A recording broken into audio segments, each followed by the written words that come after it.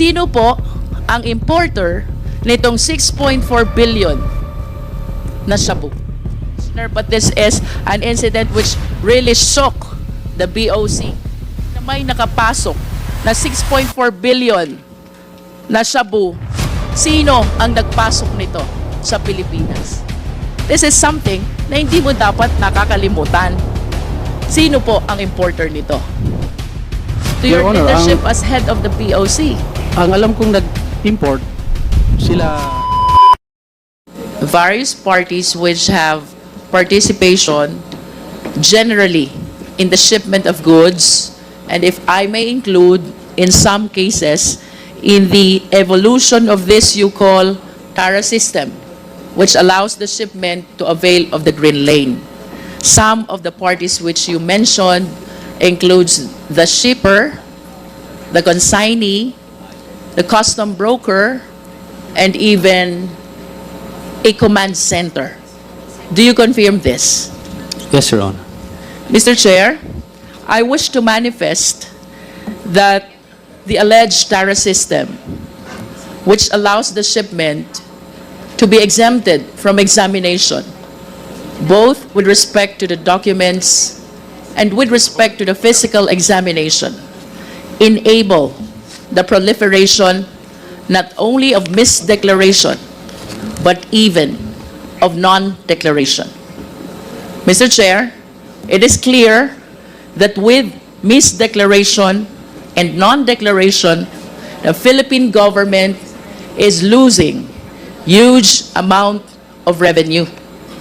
And worse, Mr. Chair, during the interpellation, not only of Mr. Taguba, but even of Mr. Guban, the members ask, since when this TARA system and this green lane have been happening?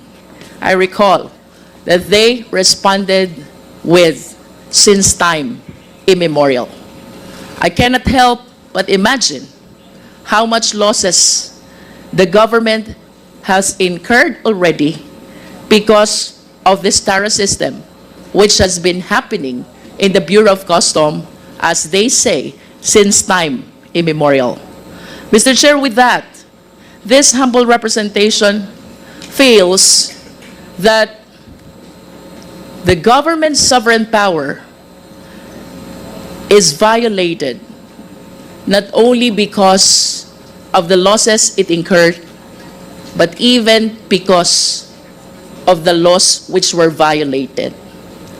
By analogy, Mr. Chair, this is synonymous to double jeopardy.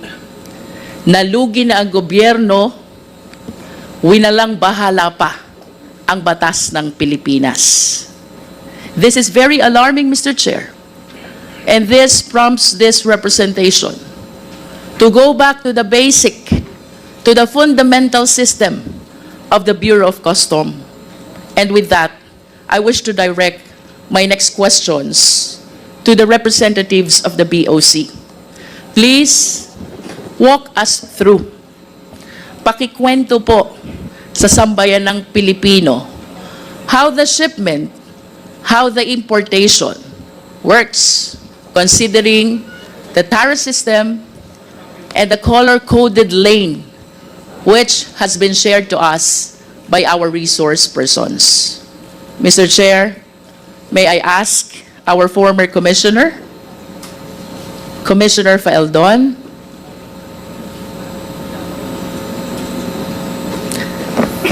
Commissioner Faeldon, can we start with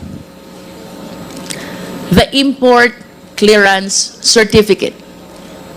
What is this document and what agency issues the same? Your Honor, I would like to go to the broader answer to the questions that I will concur with Taguba and that there is TARA since immemorial. I think, Mr. Chair, with all due respect to Commissioner Faeldon, but this representation wished to examine the system which is happening in the Bureau of Customs step by step as to how the shipment process goes. without necessarily connecting the same to the cases where Mr. Guban and Mr. Taguba were made involved with. So, ang tanong po dito, Commissioner Faeldon, is the system that we practice in general sa Bureau of Custom. And considering that for a certain period of time, kayo po'y umupo bilang head of the agency, I wish to believe that you have the knowledge about the basic system, the fundamentals, which are supposed to be followed or perhaps being followed in the Bureau of Custom. Let's start with the import clearance certificate. Ano po ito, Commissioner? At ano pong ahensya ang nag-i-issue nito? We have the Accreditation Management Office. It's popular known as the AMO. This is the office that accredits all importers. Because you cannot import anything if you have no accreditation, certification from that office. So during my time, we have 12,000 combined importers and brokers. And in 6 months, I delisted 4,000 of this because we have found out that they are lacking of the requirements. Some are found to be erring. So that's the first thing I did as far as trying to control these importers. So that is where the accreditation come from the Accreditation Management Officer. They are the ones who vet those applicants for accreditation so that they can do their importation. Commissioner, can you please state again the name of the office which takes care of the import accreditation process? Accreditation Management Office. Sila po yung nagpo-proseso, nagve-vet ng accreditation ng gusto maging importer. Accredited importers and brokers. Will you confirm that if I have intention to import goods, the first step should be to apply an import accreditation? Yes, Your Honor. Without that accreditation, I cannot import goods into the country. Yes, Your Honor. Okay. You made mention about 12,000 accredited importers, which later on, you deleted the 4,000s because they are remiss with respect to certain requirements. Question po, Commissioner, ano po ba yung requirements natin for purposes of importers accreditation? You have to specify in your application what specific goods you're going to import. You have to show certificate from the bank that you have deposited a specific amount that makes you capable of importing that goods. You have a verified office that can accommodate the transactions of your importation, business permits, and so the usual permits that the government issues when you establish a business, Your Honor. For me to be able to inform this office, Commissioner Faeldon, mayroon po ba kayong pinoprovide na form where I should fill in the goods I intend to import? Yes, Your Honor, we have the packing list that you're supposed to submit to the customs list of those goods that you're supposed to bringing into the country. Commissioner, we're still on the process of importers accreditation. Yes, Your Honor. There's different codes of every commodities. But this is not yet packing list, right? Yes, ma'am. Yes, ma'am. Okay. This is international codes. All countries have the same codes of different goods. So we Balikan po natin, Commissioner, yung goods. Ano pong form yung ginagamit sa BOC in describing the goods for the purpose of applying for importers accreditation? I cannot remember the codes. There are thousands of codes, sir, representing specific goods, sir. But the form is provided by the BOC. yes, ma'am. It's And- also in the website. It's publicly accessible in the website of BOCs. Is And you it correct to say that in the form there are codes that you mentioned?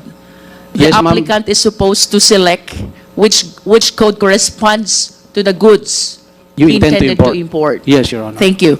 With respect to bank documents, Commissioner Faeldon, what specific document do you require? During my time, it is the certificate of deposit because there are certain goods that require a specific percentage of amount that you have in the bank so that you can import that specific commodity. So these are the small nitty-gritties that the Accreditation Management Office has to verify before they will approve their accreditation, Your Honor. Sir, would it be correct to say that the amount required per certificate of deposit depends on the goods to be imported? Yes, Your Honor. If you intend to import just few items of commodities, you are not going to be required to deposit large amount of money. So it's going to be the specific percentage vis-a-vis the intended commodity to be imported. I am no longer particularly clear about it, Your Honor, but it can be verified, Your Honor. How about with respect to the office? What particular document do you require? There's a list of the requirements issued by the Accreditation Management Office. These are publicly accessible in the website. So you have to go to Customs and present all these documents. These are the prerequisite requirements, and you'll be interviewed. And I assume the office has to be verified, and all the other documents that is listed, that is submitted by the applicant, Your Honor. You mentioned that you verify the office address of the applicant. Is that correct? That's supposed to be some of the requirements because some of the 4,000 we delisted, when we verified those addresses, it's actually non-existing addresses. That's why we delisted them. So there are so many importers and brokers who do that. So when we try to vet the airing and the fly-by-nights, we found out that 4,000 at least were airing. That's why we delisted them. That's during my time, Your Honor. In other words, Commissioner Faeldon, by practice, you did the verification of the office address. Reason why you were able to discover this 4,000, which accreditation you deleted already. We tried our best to clean the list, Your Honor. You also mentioned about business permit, correct? Yes, Your Honor. So it discloses the company name and even the company owner. Tama po ba? Yes, Your Honor. And would you agree with me if I would say, with the bank certificate, with the office verification, and with the business permit, the BOC has ample information about all the importers into the country? That's the assumption, Your Honor. What do you mean by assumption?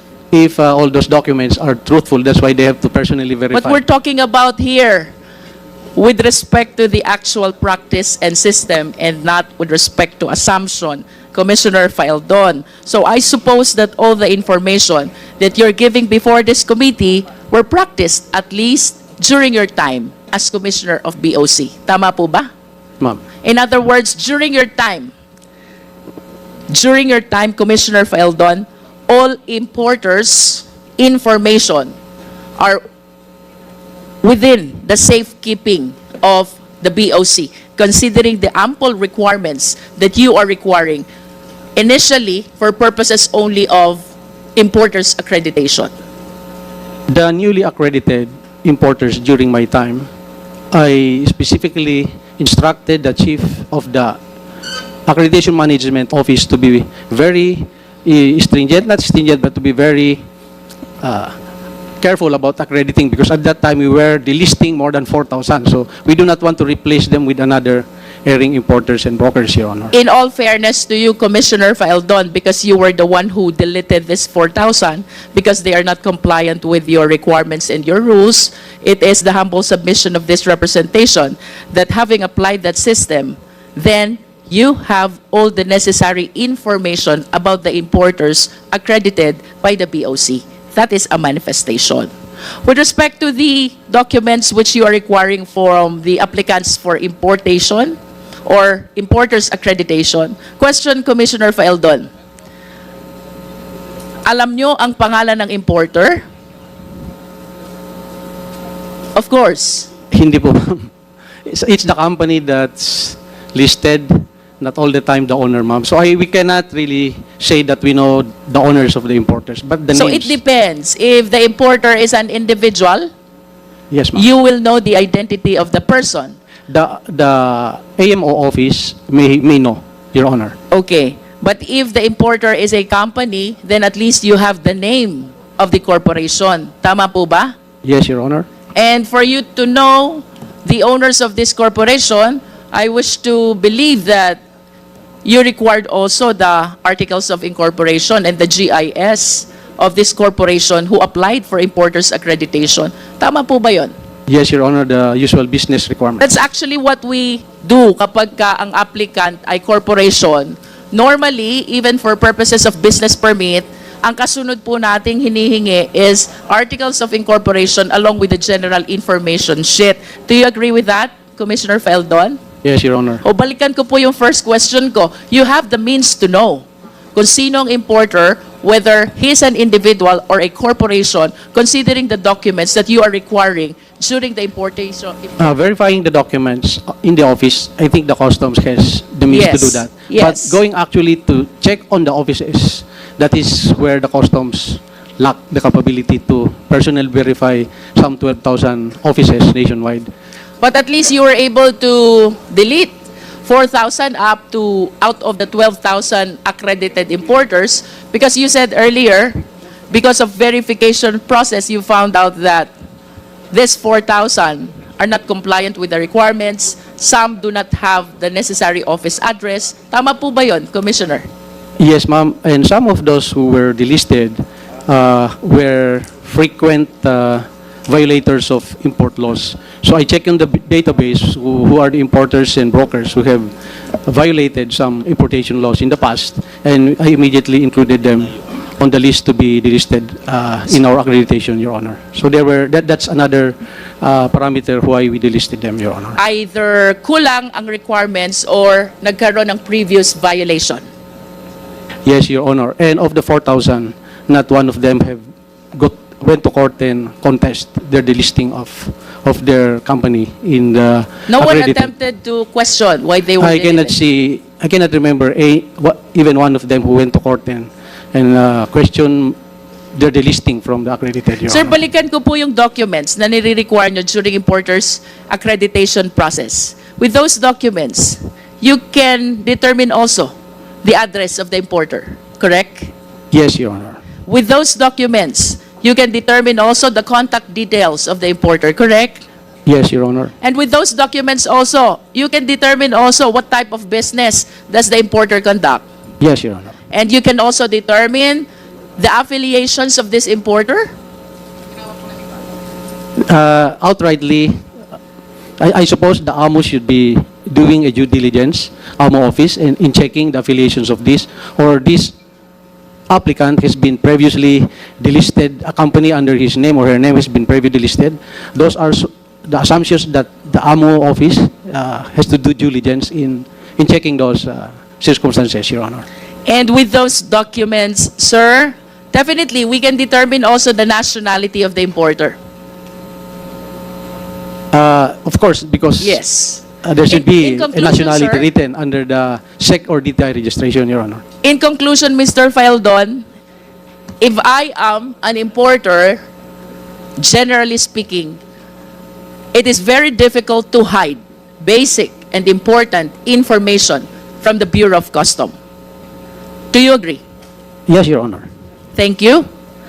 I wish to direct my next question still to the BOC.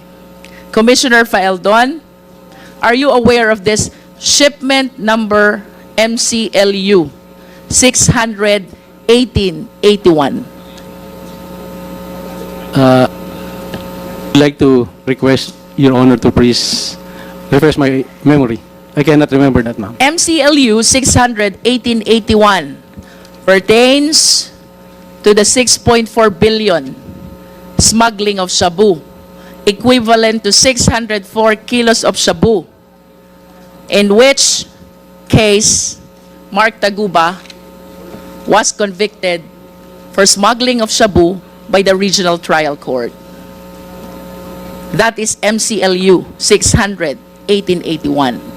Kanina po, Commissioner, you said, you admitted, with the documents which are being required during importer's accreditation, walang kayang itagong information ang importer sa inyo.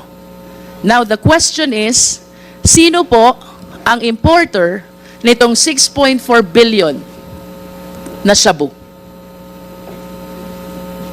Hindi ko na po matandaan, ma'am, kung sino po yung importer niyan. That importation has been a subject of a long court litigation, I understand, Commissioner, but this is an incident which really shook the BOC, especially during your term. Tama po ba yon?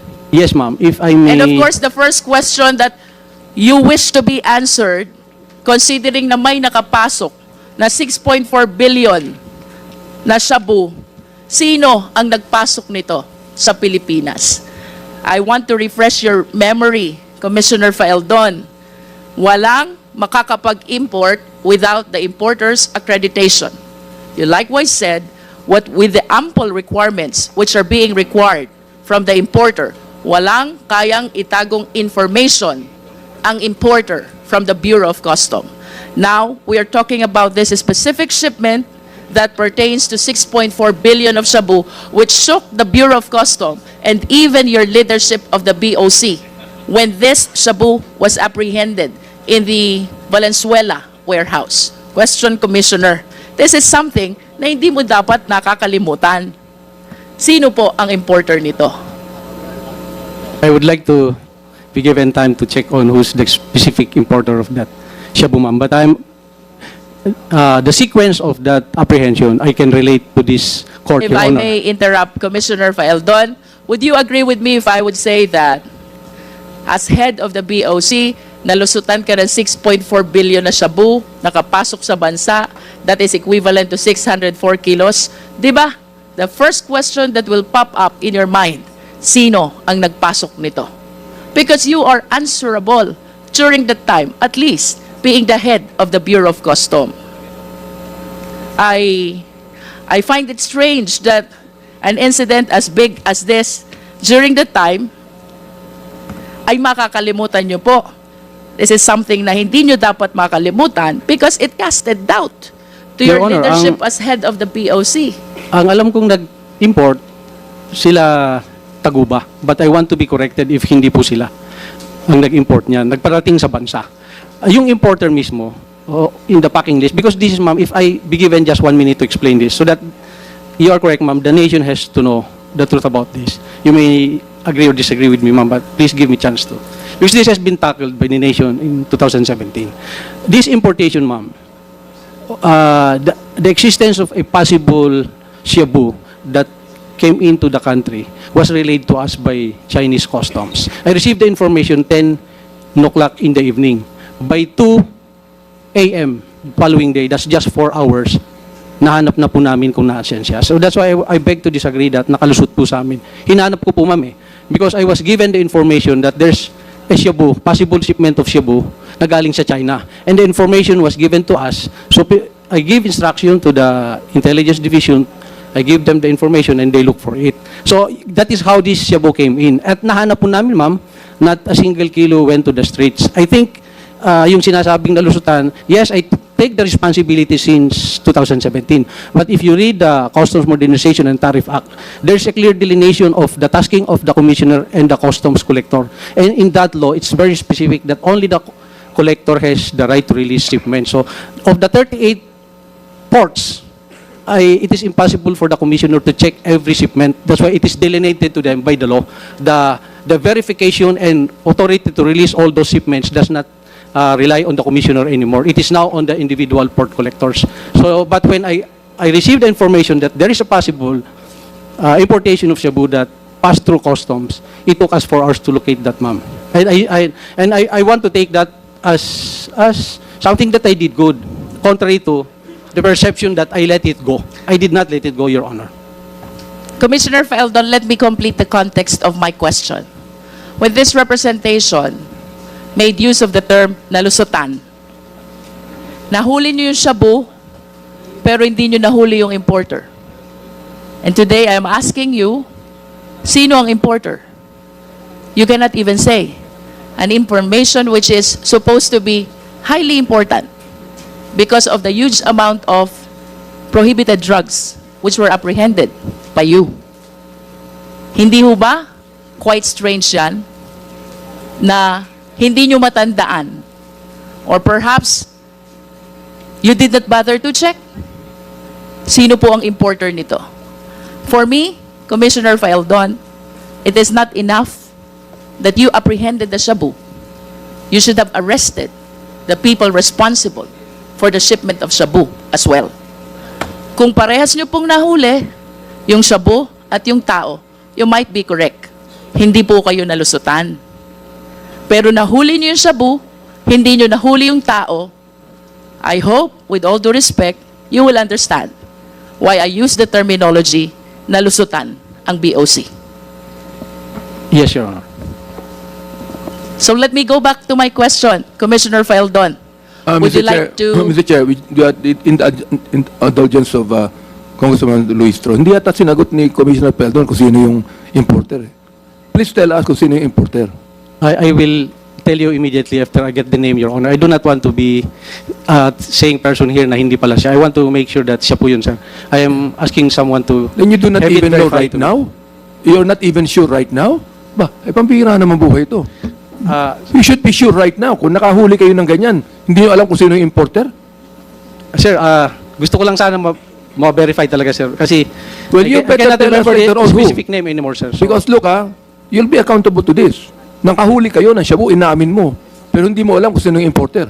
sir, within the day, within this hearing, I will name kung sino po yun, ma'am. I just want to make sure that Thank you, Mr. I will Chair. get Thank the you. correct name. Your Congresswoman Honors. Luis Tro. Yes. Sir, medyo Mr. Chair, naputol po if I- tayo dun sa importers accreditation. Let me continue that line, Commissioner Faildon. Kung meron na pong importers accreditation, then the importer can actually start facilitating the process. Tama po ba? Yes, Your Honor. And what importation documents need to be submitted this time to the Bureau of Customs? There's a packing list that's supposed to enumerate the items and the quantities of these commodities to be imported from other countries. Aside from the packing list, sir, ano pong documents pa ang dapat isubmit sa BOC?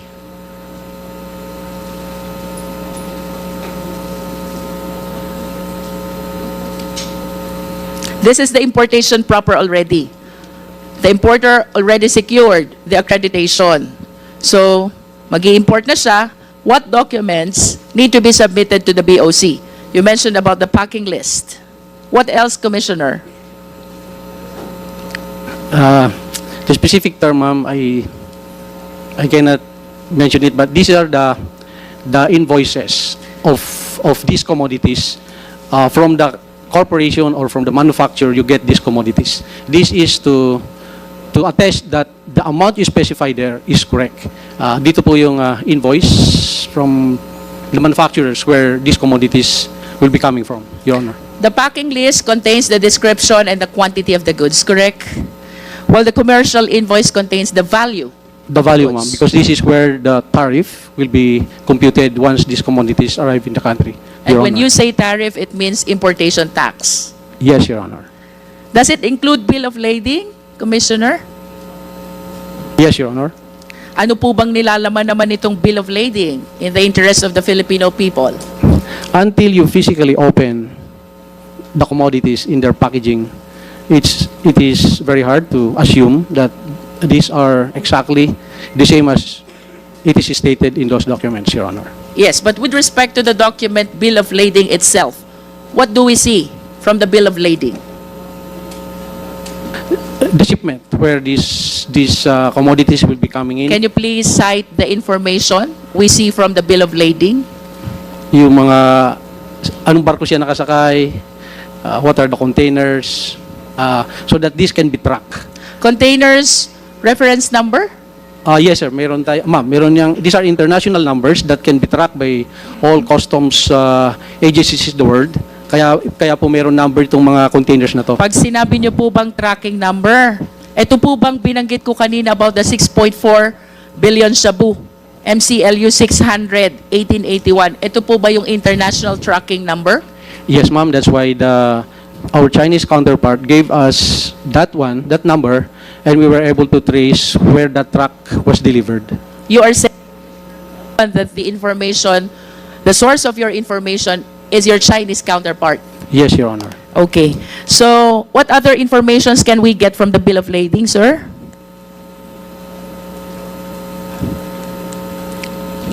We have the international tracking number. I suppose we can see from the bill of lading the name of the shipper, the Yes, name ma'am. of the importer, The date that's supposed to the arrival of these commodities in the about country. the country of origin, Exactly, ma'am. It's part country of of it. destination, Yes, ma'am. the port of unloading, Yes, ma'am. the consignee, Yes, ma'am. and the shipping line. Yes, ma'am. Can we determine through the bill of lading also the people facilitating the shipment here in the Philippines, apart from the importer? Like, for example, custom broker. The brokers. Pardon me, but I am not real particular if it's part, the brokerage is part of that, or it's a different transaction that a broker So will. you are not certain. You are not certain. If Yes, the ma'am. I'm not broker's very name sure whether is it's the indicated broker is also. included there. I'm not sure, ma'am. Saan po ginagamit, sir, yung special certificate or permit? This is among the documents which are being submitted to BOC. Saan po ba ginagamit to? Saan goods ito applicable? Or what kind of importation requires special certificates or permit? I think some government importation. For example po, The importation of some government requirements that does not require payment of tariff, they may have different and special importation permit, Your Honor. can we cite as example firearms and ammunitions if the Philippine government, for example, is importing some? Yes, Your Honor. Ano po yung special permit na tinutukoy doon? The specifics of the permit, I cannot. And that permit is issued by the Philippine government? They have to get. There's so many government agencies that they have to pass through. There's an approval from the Philippine National Police, from the finance. When you get this special permit, it's a multi government agencies that approves that permit, and Customs Commissioner is not part of those who will approve it. It's secretary levels and multi-government agencies, Your Honor. Halimbawa po, mag-import ako ng luxury vehicles. May special permit po bang kailangan doon? I would like to report back to you, ma'am, if importation of luxury is required to have a special permit. But second-hand luxury, not allowed, definitely, is, except when there's specific, I don't know if there's specific law that allows importation of second-hand or slightly used luxury, but I would like to revert back to you, ma'am, if importation of luxuries requires special permit, Your Honor. How about if I will be importing high-end branded garments or bags? Special permit required din po ba? I think the brand owner has to have a certificate that this specific, let's say, Hermes, are we talking about? Yes. They have to certify that these are genuine. So the certification being referred to here is issued by the company of the high-end brand. Yes, ma'am, because if this brand came into the country without those certification, they are subject to apprehension, Your Honor. I have this information that among the importation documents also is the classification of goods. Do you confirm this? Yes, Your Honor. And among the classification of goods, kasama po dyan yung general merchandise. Yes, ma'am. Diyan yung general merchandise po, yun yung medyo magulo kasi there's so many commodities that's classified general merchandise. So diyan po tayo nagkakaroon ng maraming problema sa ating peer. Sa ating Can you court. please enlighten us, Commissioner? Ano po ba yung problemang na-generate nitong classification ng general merchandise? Mag-import ng, let's say, mga non-branded sapatos, mga damit, pero hahaluan na yan ng kung ano-ano na high-end commodity or prohibited commodities. Usually, dun sa general merchandise, tayo nagkakaroon ng problema. So, pinapasok na nila dun yung mga kontrabando. So, hindi siya nakalista dun sa packing list nila. Talagang dun sa general merchandise, yun po yung madalas maabuso ng importer. And the brokers, sometimes the brokers, they really don't care kung ano yung laman ng containers. So, yan po yung nagkaroon tayo ng, that's where the corruption and so many other problems come into play, yung sa general merchandise. Your Honor. Commissioner, I will go back to you. Mr. Taguba, I remember during your previous testimony, you made mention of general merchandise in relation to TARA system. Can you enlighten us on this? Your Honor, yung general merchandise po, iba-iba po kasing may-ari nun. So, Iba-iba ang may-ari. Opo. Yung isang container, pwedeng may footwear, pwedeng may kitchenware. So, iba-iba. Hindi naman siya kontrabando, pero hindi siya dinedeclare kasi mahaba eh. Pag i-declare mo siya, ang may-ari ng container, ay yung may-ari ng produkto, sobrang dami ng laman ng isang container eh. So, hahaba yung ililist mong items. So, ang ginagawa, pag general merchandise, pipili na lang ng ilan na papayagan naman ng BOC. So, yun na lang i-declare. In other words, mayroong nakalista, mayroong hindi. Yes. General description po. And for some whose intention really is to engage in importation of contraband, sinasadya nila na gamitin classification yung general merchandise para mailusot those which are prohibited. Magagamit po siya sa... Like shabu. Pwede po. Yun bang 6.4 billion, if you still remember, Mr. Taguba, was it classified also as general merchandise? Pwede ko po bang i-clarify muna yung sinabi ni Commissioner Faildon? Yes. Okay lang po. Commissioner Faildon, let me continue with the process, please. Once all these documents for importation are submitted to BOC, ano po bang sunod na gagawin? Let us say that the importation are already loaded in the cargo vessel, in the process of being shipped to the Philippines. What should be the next step? Excuse me, Congresswoman Luis, I believe your question earlier about the system that you asked Mr. Taguba, I think he's ready to give the answer? to give the answer to you before we ask another opinion from Commissioner Faildon. So, Yes, Your Honor. proceed. Your Honor, nasa akin na yung pangalan ng importer. So, I would like to say it now. Yung tinanong nyo kanina, Your Honor, kung sino yung nag-import. Okay, sige, geto muna. You hold on to your horses, Mark. Let us listen first to Commissioner Faildon. Sige, Commissioner.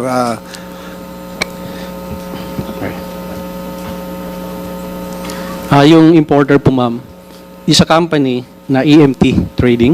EMT Trading. Yes, ma'am. And yung registered owner ay si Irene May Tatad. Nakakulong po yata ito ngayon, Your Honor.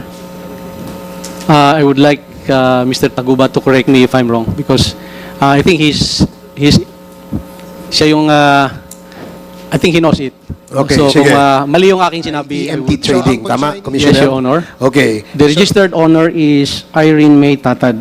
I'm sure Mr. Taguba may clarify this if this is wrong or not. Oh, sige. Your Honors, thank Okay. you. So earlier, si Congresswoman Luistro asked a question to Mr. Taguba with regards to the sistema, no? Yung sistema, paano dinideclare ang goods kung lang laman ay kontrabando. Sige, please continue. Yes po, Your Honor. Pero po ang tanong po ni Anpon ay kung yung ba ay may shabu doon galing sa container na yon.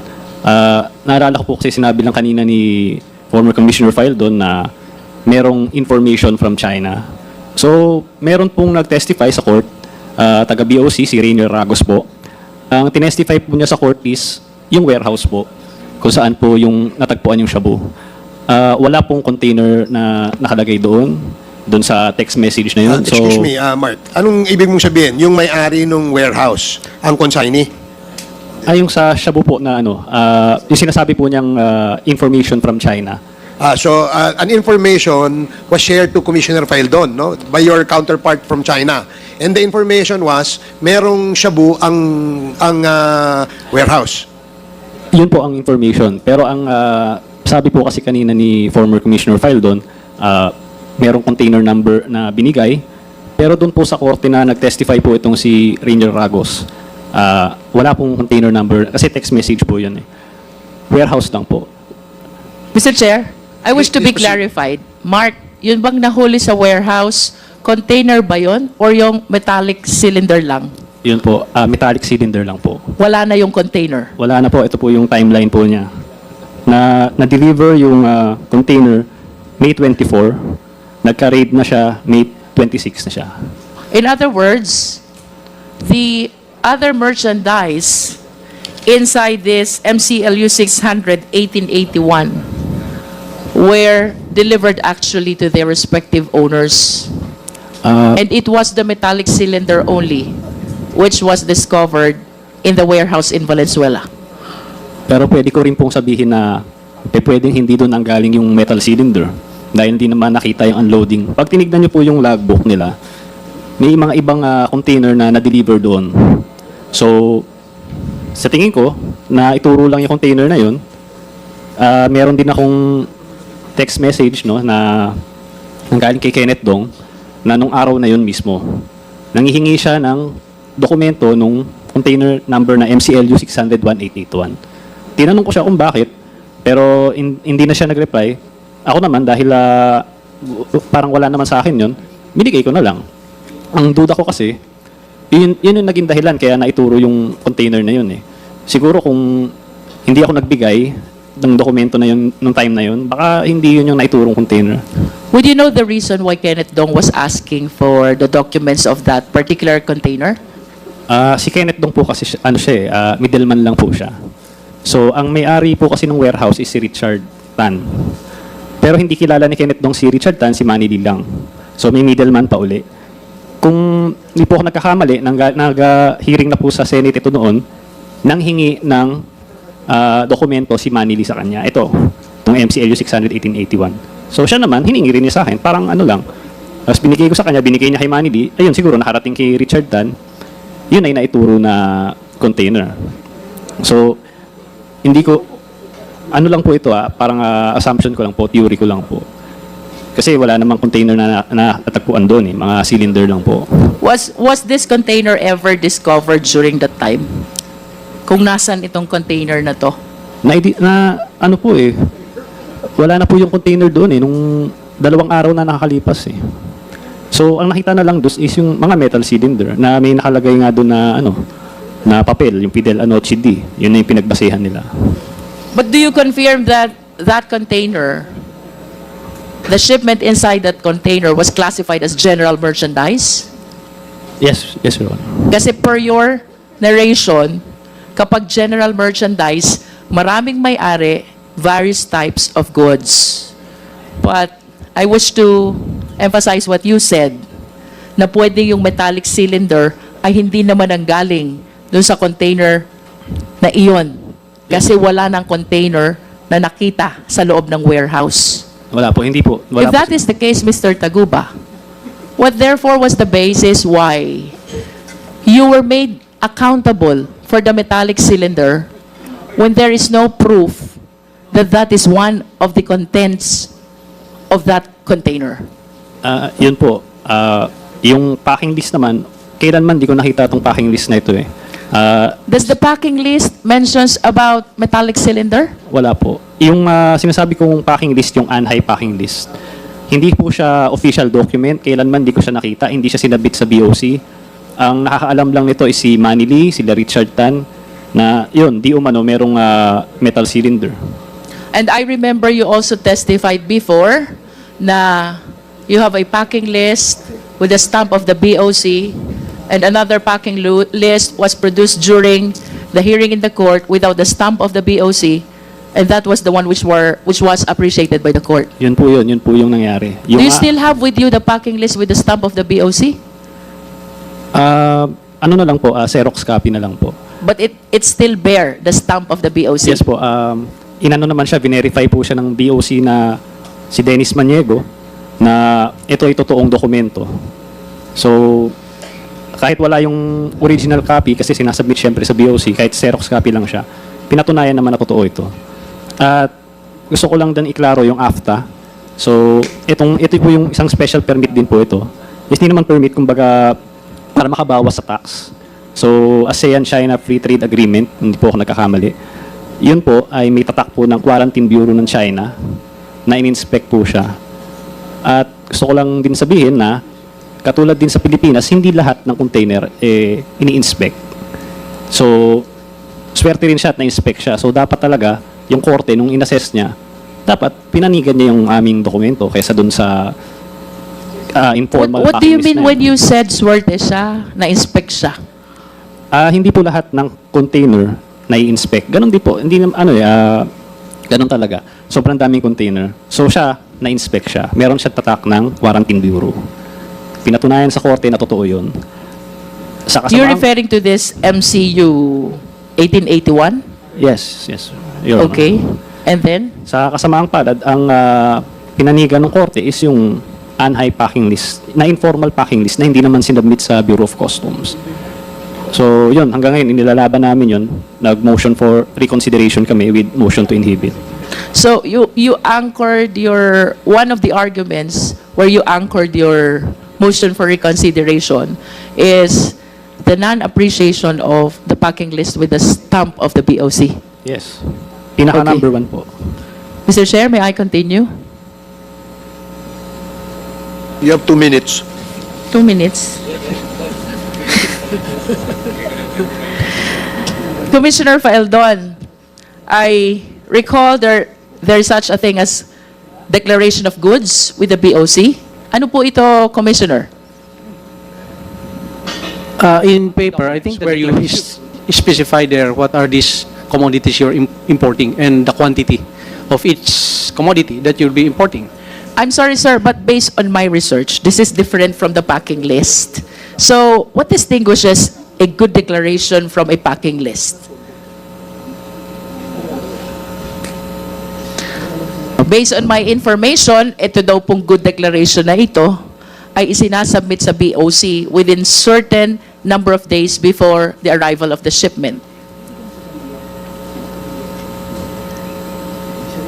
I would like to ask help from the expert if what's the difference between the two, Your Honor.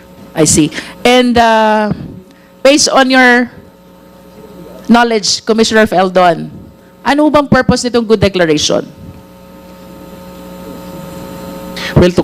Well, in the term itself, that is to give a truthful declaration of what is the importation you're bringing, what is these goods you're importing to the country. I think that's the purpose. Perhaps it describes also the type of goods and the quantity and the value. That's why my assumption is this is the packing list, because that is where the specific type of good quantity is being declared.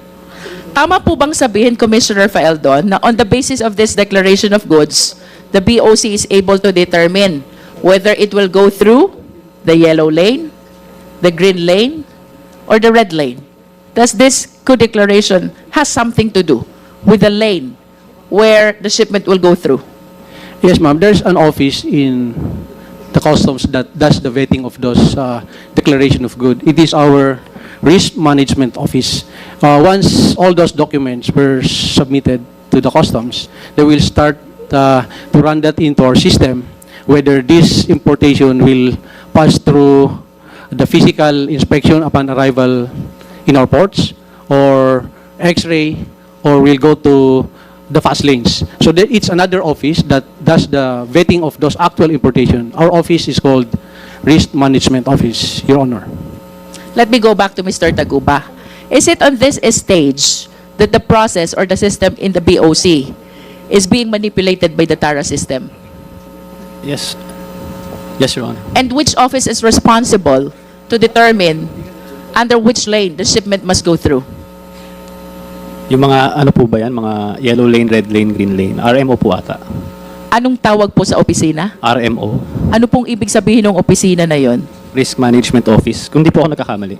So this is the same risk management office that was mentioned by Commissioner Faeldon.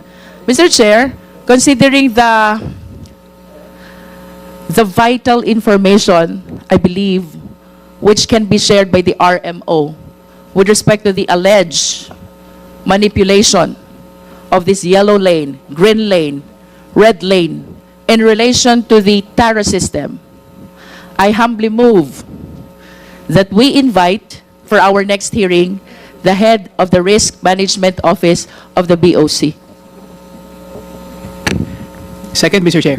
Okay, there's a motion to invite the risk management officer of the BOC, the head. Duly seconded. Any objection? Hearing none, the said motion is now approved. Mr. Taguba, kung ako mag-i-import ng firearms and ammunition, but I will be enrolling myself in the TARA system, alleged by you. So, mapupunta ako sa green lane, exempted ako from document inspection, exempted ako from physical examination, malulusot ko ang firearms and ammunitions without knowledge at all of the BOC.